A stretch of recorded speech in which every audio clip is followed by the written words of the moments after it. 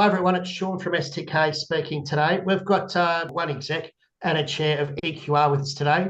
Ollie, as we just saw with Kevin, the company is hitting, it's gone from a V2 to a V8, and I've used that analogy recently for something else, but the reality is your mines are starting to really perform perfectly. You see Solero ramping up.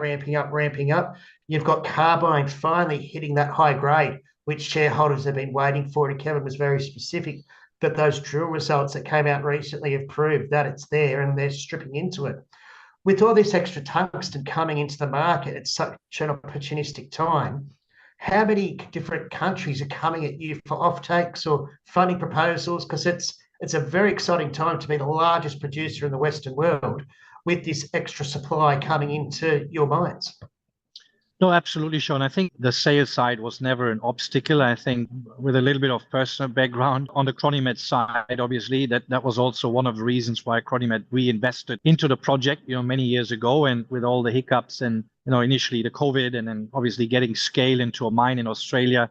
I think we've mentioned it many times. Mining cost, just as a standalone cost item, is double than what it is in Spain. So you need scale in Australia. That goes without saying. We are in the process of redefining our funding approach for the expansion project at Mount Carbine, which is absolutely key. And that's one of the KPIs for Kevin now in the months to come. When it comes to the sales side, again, through the channel of Cronimet and the facilities provided, I think we are well balanced. We supply approximately 1/3 into Asia, 1/3 into Europe, and 1/3 into North America. So we're not really depending only on one customer or one end-use applications, but I think we are well balanced across the continents, and without doubt, we could sell 3 times the amount that we are currently producing.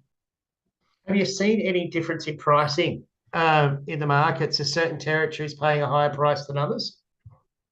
I wouldn't say that outright, Sean. What I would say, and I think I addressed it in our last conversation, that we could optimize ourselves internally. One of the reasonings why I think, or one of the contributors for Spain as part of the turnaround was certainly the fact that we have looked at the flow sheet and we've looked at the ore body and we said, look, there's an optimum product specification for us. So we do not customize for different markets or individual customers. And all our customers have been very supportive, because increasing the recovery by almost 30%, 30 percentage points, we could go back to all the customers and said, look, that's the specification which is best for the asset.